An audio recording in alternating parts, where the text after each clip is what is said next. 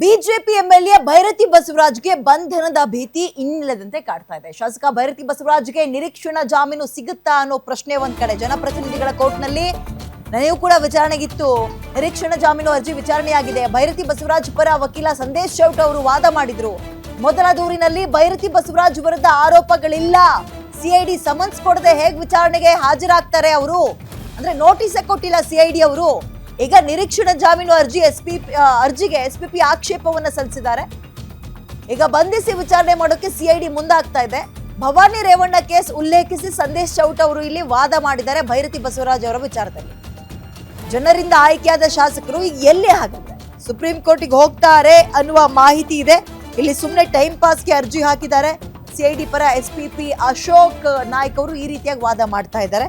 So ಅದೇನೇ ಆಗ್ಲಿ, ಒಂದು ಶೇಮ್ ಮತ್ತು ಅಸಹ್ಯದ ಬೆಳವಣಿಗೆ ಏನ್ ಗೊತ್ತಾ, ಲಕ್ಷಾಂತರ ಜನ ಆಯ್ಕೆ ಮಾಡಿರುವ ಒಬ್ಬ ಎಂಎಲ್ಎ ಈ ಪ್ರಕರಣದಲ್ಲಿ ಹೆಸರು ತಳಕಾಕೊಂಡಿದೆ. ಅಂಡ್ ಆರೋಪ ಇನ್ನೂ ಕೂಡ ಸಾಬೀತಾಗಿಲ್ಲ. ಅಲ್ಲಿ ತನಕ ಅವರು ಅಪರಾಧಿಯೇ ಅಥವಾ ಅವರ ಪಾತ್ರ ಎಷ್ಟಿದೆ ಅಂತ ಹೇಳಕ್ ಯಾರಿಂದಲೂ ಸಾಧ್ಯ ಇಲ್ಲ. ಬಟ್ ಇಂಥ ಪ್ರಕರಣದಲ್ಲಿ ಲುಕ್ಔಟ್ ನೋಟಿಸ್ ಹೊರಡಿಸೋ ರೀತಿಯಲ್ಲಿ ಮಾಡ್ಕೊಳ್ತಾರೆ, ಕೋಕಾ ಆಕ್ಟ್ ಹಾಕೋ ರೀತಿಯಲ್ಲಿ ಮಾಡ್ಕೊಳ್ತಾರೆ ಅಂದಾಗ ಶೇಮ್ ಅನ್ಸಲ್ವಾ? ಪಾಪ ಆ ಕ್ಷೇತ್ರದ ಜನ ಏನ್ ಪಾಪ ಮಾಡಿರ್ತಾರೆ. ನಿಮ್ಮೂರಿನ ಎಂಎಲ್ಎ ಇಲ್ಲಿ ಅಂದ್ರೆ ನಾಪತ್ತೆ ಅಂತ ಹೇಳ್ಕೋಬೇಕು ಅವ್ರ ಉತ್ತರ. ನಿಮ್ಮೂರಿನ ಎಂಎಲ್ಎ ಅಥವಾ ನಿಮ್ ಕ್ಷೇತ್ರದ ಎಂಎಲ್ಎ ಇಲ್ಲಿ ಅಂದ್ರೆ ಅವು ಆ ಕ್ಷೇತ್ರದ ಜನ ಉತ್ತರ ಏನ್ ಕೊಡ್ತಾರೆ, ಬಾಯ್ ಹೆಂಗ್ ಬಿಡ್ತಾರೆ?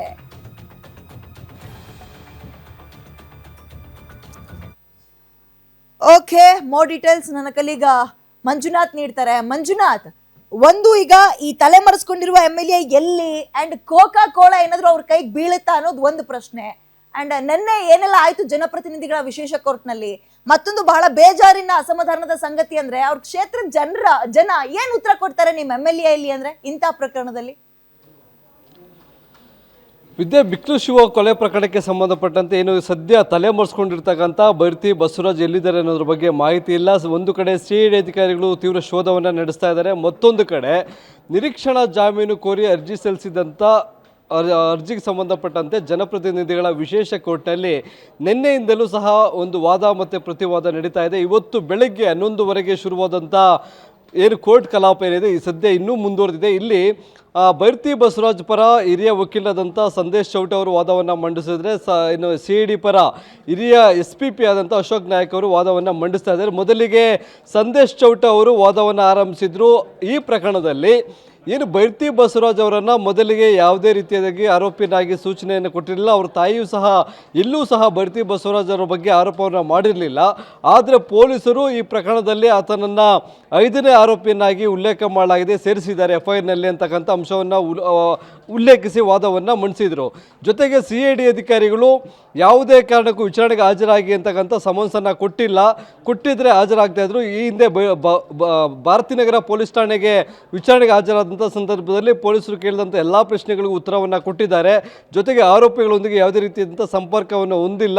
ಯಾವುದೋ ಒಂದು ಫಂಕ್ಷನ್ನಲ್ಲಿ ತೆಗೆದುಕೊಂಡಂಥ ವಿಡಿಯೋ ತೆಗೆದಂಥ ಸಂದರ್ಭದಲ್ಲಿ ಆರೋಪಿಗಳು ಭೈರತಿ ಬಸವರಾಜ್ ಅವರ ಜೊತೆ ಇದ್ದಾರೆ ಅಂತಕ್ಕಂಥ ಕೆಲವೊಂದು ಅಂಶಗಳನ್ನು ಉಲ್ಲೇಖಿಸಿ ವಾದವನ್ನು ಮಂಡಿಸಿದ್ರು. ಜೊತೆಗೆ ಇಲ್ಲಿ ಏನು ರೇವಣ್ಣ ಅವರ ಪತ್ನಿಯ ಒಂದು ಪ್ರಕರಣ ಏನಿದೆ, ಭವಾನಿ ರೇವಣ್ಣ ಅವ್ರದ್ದು, ಆ ಸಂದರ್ಭದಲ್ಲಿ ಅವರನ್ನು ಬಂಧನ ಮಾಡಬೇಕು ಅಂತ ಇದ್ದಂಥ ಸಿಐಡಿ ಅಧಿಕಾರಿಗಳಿಗೆ ಕೋರ್ಟ್ ಒಂದು ವಿನಾಯಿತಿಯನ್ನು ಕೊಟ್ಟಿತ್ತು. ಅವರ ಅತ್ತೆಗೆ ವಯಸ್ಸಾಗಿದೆ, ಅವರಿಗೆ ಆರೋಗ್ಯ ಸರಿ ಇಲ್ಲ, ಅವ್ರಿಗೆ ಔಷಧಿಗಳನ್ನು ಕೊಡುವಂಥ ಸನ್ನಿವೇಶ ಇದೆ. ಹೀಗಾಗಿ ಅವರಿಗೆ ಬಂಧನದಿಂದ ವಿನಾಯಿತಿಯನ್ನು ಕೊಡಬೇಕು ಅಂತಕ್ಕಂಥ ಒಂದು ಸೂಚನೆಯನ್ನು ಕೊಟ್ಟಿದ್ದರು. ಹಾಗಾಗಿ ಇಲ್ಲೂ ಅಷ್ಟೇ ತನಿಖೆಗೆ ಸಹಕಾರವನ್ನು ಕೊಡ್ತಾರೆ. ಹಾಗಾಗಿ ಅವರ ಬಂಧನದಿಂದ ವಿನಾಯಿತಿ ಕೊಡಬೇಕು, ಅದರ ಜೊತೆಗೆ ನಿರೀಕ್ಷಣಾ ಜಾಮೀನನ್ನು ಮಂಜೂರು ಮಾಡಬೇಕು ಅಂತಕ್ಕಂಥ ಒಂದು ವಾದವನ್ನು ಸಂದೇಶ್ ಚೌಟ ಅವರು ಮಂಡಿಸಿದರು. ಇಲ್ಲಿ ಪ್ರತಿವಾದ ಮಂಡಿಸ್ತಕ್ಕಂಥ ಎಸ್ಪಿಪಿ ಅವರು ಅಶೋಕ್ ನಾಯ್ಕ್ ಅವರು ಇಡೀ ಪ್ರಕರಣದಲ್ಲಿ A1 ಆರೋಪಿಗೆ ಮತ್ತು A5 ಆರೋಪಿಗೆ ಸಂಪರ್ಕ ಇದೆ. ಇಲ್ಲಿ ಅವರೇ ಪ್ಲ್ಯಾನ್ ಮಾಡಿ ಕೋಲಾರ ಮತ್ತು ಮಾಲೂರು ಭಾಗದ ಕೆಲವರಿಗೆ ಸುಪಾರಿಯನ್ನು ಕೊಟ್ಟು ಈ ಒಂದು ಕೊಲೆ ಪ್ರಕರಣದಲ್ಲಿ ಅವರು ಭಾಗಿಯಾಗೋದಕ್ಕೆ ಮಾಡಿದರು. ಈ 3 ಜನ A1 ಮತ್ತು A3 A5 ಜೊತೆಗೆ A20 ಯಾರಿದ್ದಾರೆ ಅವರು ನೇರವಾಗಿ ಎಲ್ಲೂ ಸಹ ಇಂತಹ ಕೊಲೆ ಪ್ರಕರಣದಲ್ಲಿ ಭಾಗಿಯಾಗೋದಿಲ್ಲ. ಅವರು ಮಾರ್ಗದರ್ಶನವನ್ನು ಕೊಡ್ತಾರೆ, ಕೊಲೆಗೆ ಬೇಕಾದಂಥ ಆರ್ಥಿಕ ಸಹಾಯವನ್ನು ಮಾಡ್ತಾರೆ, ಜೊತೆಗೆ ಅವರು ಅಬ್ಸ್ಕ್ಯಾಂಡ್ ಆಗೋದಕ್ಕೆ ಬೇಕಾದಂಥ ವ್ಯವಸ್ಥೆಗಳನ್ನು ಮಾಡ್ತಾರೆ. ಹೀಗಾಗಿ ಭೈರತಿ ಬಸವರಾಜ್ ಅವರು ಅದೇ ಮಾಡಿದ್ದಾರೆ. A1 ಆರೋಪಿಯಾಗಿರ್ತಕ್ಕಂಥ ಜಗದೀಶ್ ಜೊತೆಗೆ ಆರ್ಥಿಕ ಸಹಾಯವನ್ನು ಮಾಡಿರ್ತಕ್ಕಂಥದ್ದು. ಜೊತೆಗೆ ಮಾಸ್ಟರ್ ಪ್ಲಾನನ್ನೆಲ್ಲವೂ ಸಹ ಇವರೇ ಮಾಡಿ ಶಿವಕುಮಾರನ್ನು ಮರ್ಡರ್ ಮಾಡಿದ್ದಾರೆ. ಜೊತೆಗೆ ಇಲ್ಲಿ ತನಿಖೆಗೆ ಹಾಜರಾದಂಥ ಸಂದರ್ಭದಲ್ಲಿ ಯಾವುದೇ ರೀತಿಯಾದಂಥ ಸ್ಪಷ್ಟವಾದಂಥ ಮಾಹಿತಿಯನ್ನು ಕೊಟ್ಟಿಲ್ಲ, ಸುಳ್ಳು ಮಾಹಿತಿಯನ್ನು ಕೊಟ್ಟಿದ್ದಾರೆ.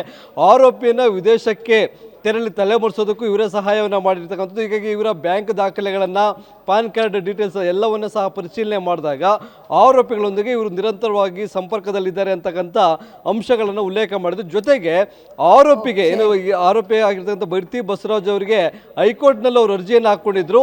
ಅಲ್ಲೂ ಸಹ ಅವರ ಅರ್ಜಿಯನ್ನು ವಜಾ ಆಗಿದೆ. ಜೊತೆಗೆ ಬಂಧನದಿಂದ ವಿನಾಯಿತಿಯನ್ನು ಕೊಡಿದ್ದು, ಅದನ್ನು ಸಹ ಕೊಡೋದಕ್ಕೆ ಸಾಧ್ಯ ಇಲ್ಲ ಅಂತಕ್ಕಂಥ ಆದೇಶವನ್ನು ಹೈಕೋರ್ಟ್ ಕೊಟ್ಟಿರ್ತಕ್ಕಂಥದ್ದು. ಹೀಗಾಗಿ ಇವರ ಒಂದು ಏನು ಸಲ್ಲಿಸಿದ್ದಾರೆ ನಿರೀಕ್ಷಣಾ ಜಾಮೀನು ಅರ್ಜಿಯನ್ನು ವಜಾ ಮಾಡಬೇಕು, ಅವರನ್ನು ಬಂಧಿಸಿ ವಿಚಾರಣೆ ಮಾಡುವಂಥ ಅವಶ್ಯಕತೆ ಇದೆ ಅಂತಕ್ಕಂಥ ಪ್ರತಿವಾದವನ್ನು ಮಂಡಿಸಿದ್ದಾರೆ.